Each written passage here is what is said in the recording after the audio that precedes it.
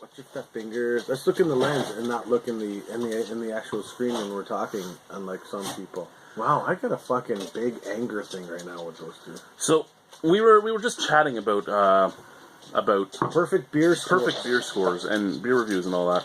And I mean, there are a lot of people out there that give 10 out of 10s, 100 out of 100s, 20 out of 20s, whatever they're going to do. I mean, I've done this myself. I've given maybe 6 10 out of 10s in the... How many beers have you done? 4,100 almost.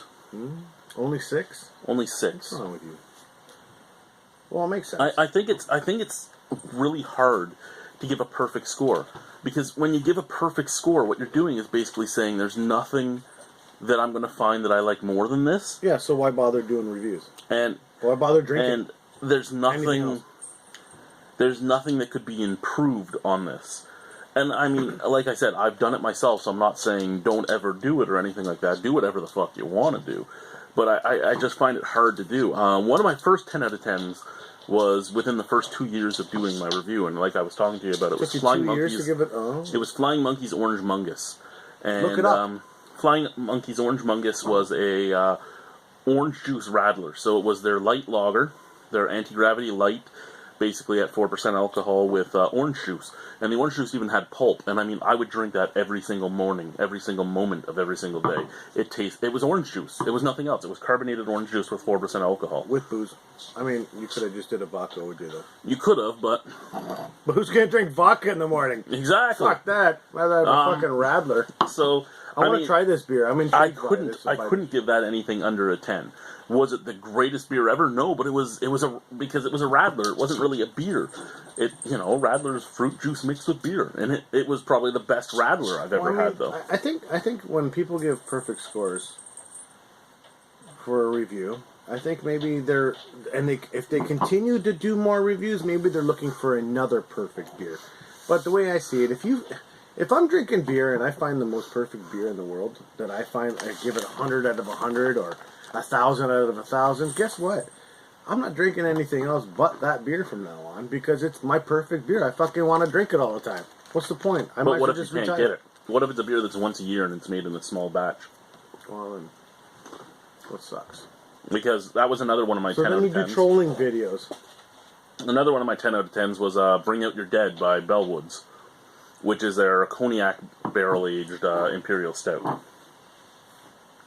Then there was, I can remember most of them off the top of my head. There was also Half Hours on Earth Totally, which was a raspberry hibiscus sour. And oh my god, did that taste amazing. And I see a Half Hours on Earth in front of us right now, and hopefully that's going to be good. But the thing is, you know what? I get it. I mean, a seasonal you can give a perfect score to. I mean, that makes sense. And if you can't get it again, you keep doing more beer reviews and find more shit that you can drink. But a regular everyday beer that you find on the shelf, like that's readily available to you, and you can give it a perfect score, I don't know. Then you start... well, you know what? Maybe you start doing beer reviews to give them shit scores. But then that's not really a fucking true review. Who knows? And then, I mean, scores don't matter anyway. Scores are all personal opinion unless you're following, say, like the BGCP score lines or something, right?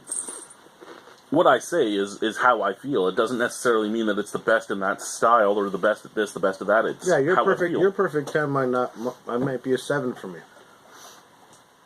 You know what I mean? Like, it's all subjective. Now, if it's stylistically you're looking at it, if you're looking at it through the BGCP or something, you might still have a 100 out of a 100 beer, but you might actually not like that beer. Stylistically, it could be perfect, but that doesn't mean you're going to like it. No, that's true. Like, stylistically, am I going to love a American Adjunct Light Lager? No. I can drink them, but even a 100 out of 100 American Adjunct Lager isn't going to be something that's a 10 out of 10 for me normally. Hey, you ever give a perfect beer score and regret you gave it a perfect beer score? Looking back on it? Yes. You don't have to be specific. No, I'm going to be specific. It was Innocent Gun's Irish Whiskey Cask. The first year Innocent Gun Irish Whiskey Cask came out, it was fucking spectacular. And I gave it a 10 out of 10. I love that shit. Next year, the Irish whiskey cask stout came out again, and it was still really good, but it wasn't the same. And then it came out a third time, and the third time it came out, it had completely dropped the ball. And it was one of those things where at that point I was like, wow, I really kind of wish I hadn't given this score to this. You think they changed it, or is just maybe you just... I think part of the problem was that every year Innocent Gun got bigger. And the bigger you get, the bigger your batch gets. The bigger your batch gets, the less time spent on it. Usually you start cutting corners. Well, we don't know for sure, so you don't want to jump the gun.